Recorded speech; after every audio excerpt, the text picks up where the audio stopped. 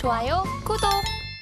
네, 글로벌 금융 핵심 이슈를 알아보는 배종찬의 통통 경제 시간입니다. 매주 이 시간 시장을 주도하는 핵심 현안과 더불어서요. 증시의 투자 전략 통통 튀는 배종찬 소장님의 시각으로 이 통통하게 채워보도록 하겠습니다. 배종찬 소장님 나와 계십니다. 어서 오십시오. 안녕하십니까.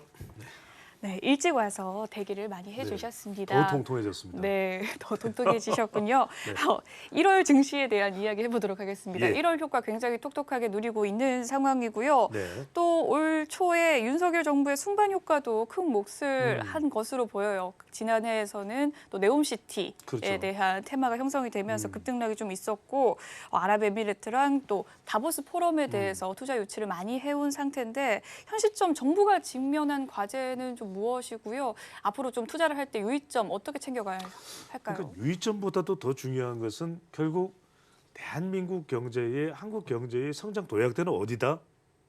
어디 중동이라는 네. 거죠. 그러니까 이건 우리가 재확인을 하게 된 겁니다. 왜? 네. 빈살만 왕세자가 왔을 때만 하더라도 중동 일각을 했단 말이에요. 그런데 이번에 대통령이 순방을 하고 그리고 나하얀 대통령과 모하마드 나하얀 대통령과 MOU를 체결했습니다. 이게 공동성명에 들어갔기 때문에 이전의 중동 국가들과 맺었던 MOU랑 달라요. 그러니까 이건 우리가 이거 잘 보셔야 됩니다. 자, 미국에서 잭팟이 터질까? 유럽에서 잭팟이 터질까? 동남아에서의 잭팟이 터질까? 안 터져요. 왜? 이제는 다들 자국의 이익을 우선한단 말이에요. 그런데 사우디나 또 카타르나 아랍에미리트도 자국 이익을 우선하죠. 그런데 자국 이익을 우선하기 위해서 누군가 손을 잡아서 그 기술을 뿌리내려야 된단 말이거든요. 그 사막의 땅에. 근데 그런 파트너를 할 나라가 누구냐? 지금 찾고 있는데 너나 할 것 없이 카타르도 한국이에요. 사우디도 한국이에요. 그다음에 아랍에미리트도 한국이 이런 상황이란 말이에요. 그런 기제에는 우리의 그 K컬처가 깔려 있다. 우리가 뭐 이란 이야기하는데 이란도 난리 납니다. 왜냐하면 2009년에 이 대장금이 이 방송이 수입이 됐을 때 네. 무려 시청률이 90%예요. 자, 중동 전문가가 이야기합니다. 90%니까 10%는 안 봤다는 이야기잖아요. 네. 그 사람들은 텔레비 안 보는 사람이래요. 네. 텔레비 보는 사람들은 TV를 시청하는 사람들 다 봤다는 이야기예요. 그렇군요. 그러니까 그게 우리의 지금 경쟁력이라는 겁니다. 그러니까 잊지 말아야 될 것은 호르무즈의 기적이다. 우리가 7, 80년대 고도 성장할 때는 한강의 기적 그랬단 말이에요. 그러면 2020년, 2030년대에 우리가 한 번 더 도약을 해서 G5로 가야 돼요. 그러면은 그때의 이 기적은 뭐냐?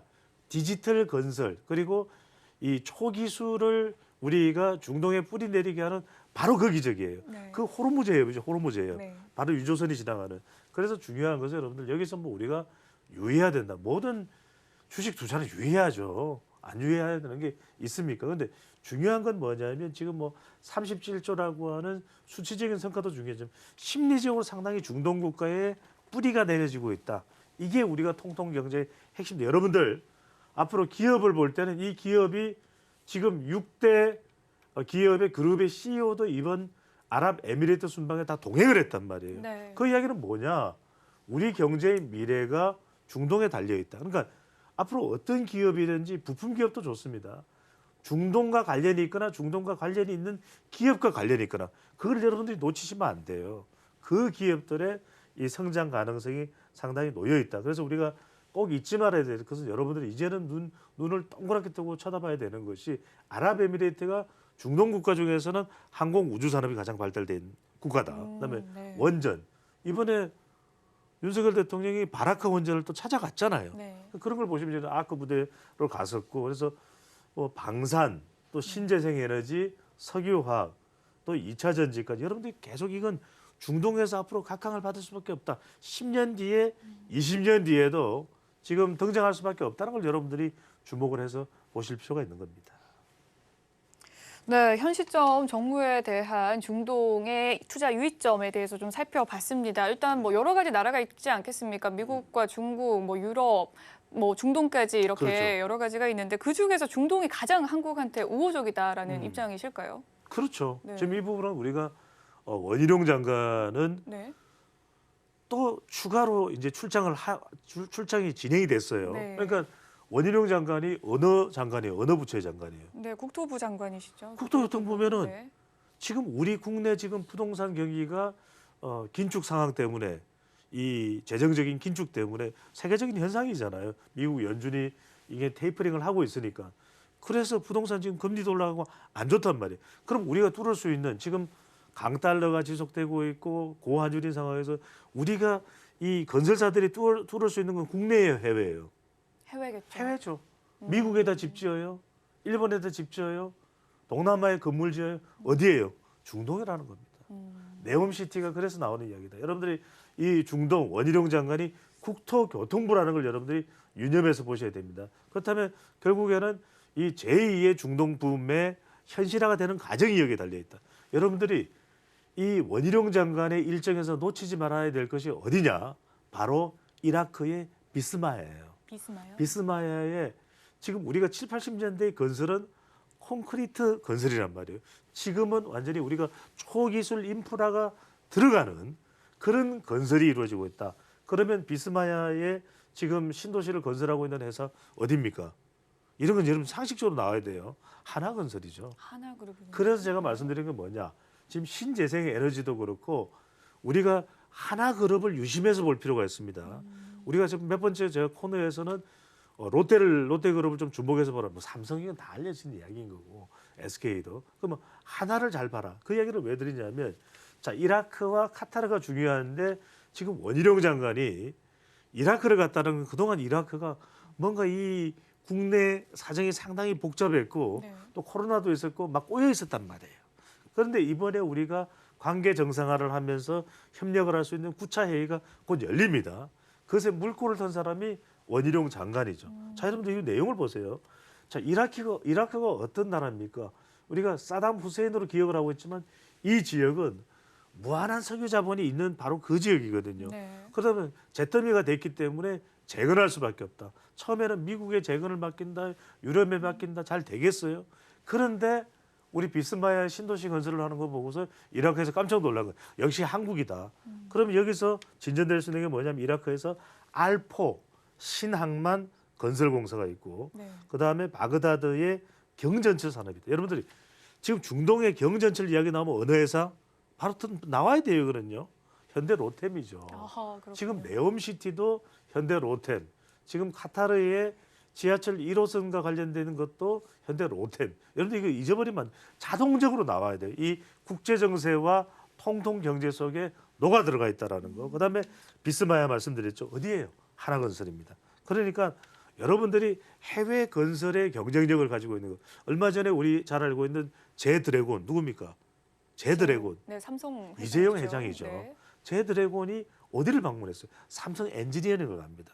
가서 직원들과 식사를 합니다. 왜?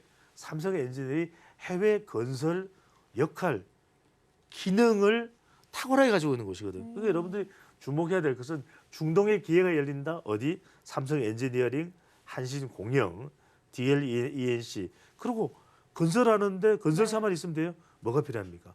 장비가 필요하죠. 장비가 필요하군요. 우리가 굴삭기 등 장비하면 어떤 회사를 떠올리면 됩니까? 현대건설기계 이건 자동적으로 나와야죠. 그다음에 네. 현대 두산인프라코. 여러분들이 이런 것들을 보시면서 과연 이 기업들이 어떤 정도로 지금 전개되고 있나 우리 서울경제TV를 놓치지 마시면서 그 내용들을 들여다봐야겠죠. 네, 원희룡 국토교통부 장관이 또 국내 기업의 해외 건설 수주 확대를 위해서 또 중동 순방에 나섰습니다. 그와 관련한 이야기들 좀 살펴봤고요. 또 특히나 이라크와 이 공동위원회를 또 조속히 개최를 하겠다라고 이야기를 나눴다라고 합니다. 제2의 중동붕이 계속해서 화두가 될지 궁금한데요. 오는 2월의 증시에도 견인을 할 수 있을 정도의 테마입니까? 그렇죠. 네. 그러니까 중요한 것은 결국은 중동의 이 모래바람 네. 그게 우리에게는 기회의 바람이다. 네. 그래서 제가 말씀드렸죠. 호르무즈의 기적. 우리는 한강의 기적을 이야기했다면 그 이전에 60년대에 라인강의 기적이 있고 일본은 또 도쿄의 기적이 있었고 우리에게는 뭡니까? 자 이제 한강의 기적을 살릴 수는 없어요. 국내에서 뭔가 하기는 너무 힘듭니다. 제조업도 그렇고 아리백 이런 친환경 기준도 있고 그렇다면 우리가 기회의 땅을 삼을 수밖에 없는 것은 바로 중동인데 이 중동에서 여러분들 오늘 놓치지 말아야 될 것 중에 또 하나는 뭐냐면 수소예요. 네. 우리가 지금 이 윤석열 정부에서 어떤 산업 섹터가 조명받을 수밖에 없냐 두 가지입니다. 윤석열 정부의 핵심은 원수다. 원수요? 원수다. 원자력과 수소? 그렇죠. 네, 빙고. 역시 우리 최고입니다. 그렇군요. 그러니까 결과적으로는 여기서 우리가 조명해야 될 것은 아까 건설 중동 이야기할 때 한화를 이야기했죠. 네. 하나가 이제 리더십이 바뀌면서 김성현 회장에서 김동관 회장으로 바뀌면서 상당히 기업이 현대화, 체계화, 글로벌화되고 있다는 것이거든요. 자, 효성도 지금 조현상, 조현준 이 형제 경영을 하면서 상당히 주목받는 것이 중동이다. 효성 그러면 우리가 첨단 소재 분야에서 상당히 곽강을 받는다. 그게 바로 수소가 될 수 있는 것이거든요. 그러니까 지금 UAE와 아랍에미리트와 매년 300억 달러의 이 MOU에는 바로 수소를 생산하고 저장하고 운송하고 활용하는 것까지 내용이 들어가 있어요. 자, 우리는 그동안에 이 수소는 뭔가 상용할 길이 없기 때문에 테마주 이야기를 했단 말이에요. 네. 이제는 이게 전략주로 바뀔 수가 있다. 그래서 지금 정부도 윤석열 정부도 수소 등 에너지 개발 또 안전관리에 1조 2천억 원을 투입하겠다는 얘기를 하고 있습니다. 관련주는 이런 거예요. 여러분들 좀 주목을 해서 보실 필요가 있습니다. 두산 퓨얼셀도 있고요. 그다음에 효성 첨단 소재, 코롱 인더스트리, 또 일진, 또 하이솔루스가 있고 효성 학이 있고 그다음에 효성 중공업도 있고 비나텍, 상하 프론테크 있습니다. 자, 여기에 제가 말씀드렸는데 어떤 기업의 명칭이 가장 많이 들어가 있습니까? 효성이죠. 효성. 여러분들이 수소만 생각하면 효성이 지극해야 된다. 이거 생각하면은 네. 기업 명을 떠올리게 되거든요. 이걸 여러분들이 좀 주목해서 봐야 되는 그런 상황인데 왜 그러냐 하면 이제는 유럽도 났습니다. 우리가 IRA는 잘 안 통했죠. 네. 근데 유럽에도 이 친환경과 관련된 법 적용이 있으면 뭡니까? CRMA인가요? 네. 자, 우리 원자재- 우리 통통경제를 놓치면 안 됩니다. 네.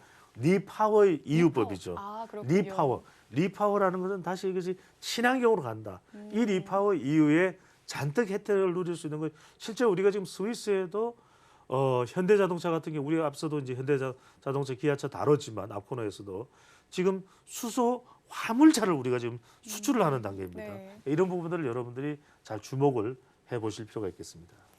네, 윤 정부가 또 수소에 대해서 큰 화두를 꺼낸 만큼 또 원자력과 수소에 대한 이야기들 살펴봤습니다. 수소주의 전망까지 이야기를 들어봤고요. 또 최근에 또 움직이는 섹터가 있다면 안랩. 예. 예, 안철수 당대표 당선 기대감 불각 속에서 안랩이 지금 조금 움직이고 있습니다. 투자의 유의점 짧게 답변 짧게 부탁드리겠습니다. 말씀드리겠습니다. 네. 정치 테마주 뭐 이런 거 있잖아요.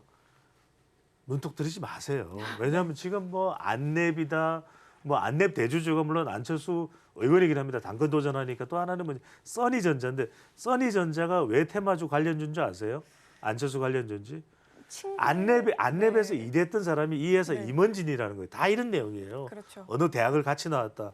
여러분들 이거 눈독 들이지 마세요. 그래서 저는 말씀드린 게 뭐냐면 이건 다 작전 전략이 들어가는 것이 많은 경우에 물론 우리가 뭐 이렇게 수소 테마주 이런 건 다른 개념입니다. 그런데 정치인 관련돼 들어가는 거 구체적 근거가 없는 반응으로 이 주가에 반영되는 경우가 많기 때문에 여러분들 각별히 주의를 하시고 이럴 때 속지 않는 방법 뭡니까? 우리 통통경제를 계속 보셔야죠. 네. 우리 통통경제를 보시면 그것을 가져내는 눈을 여러분들이 키울 수가 있는 겁니다. 좋아요, 구독!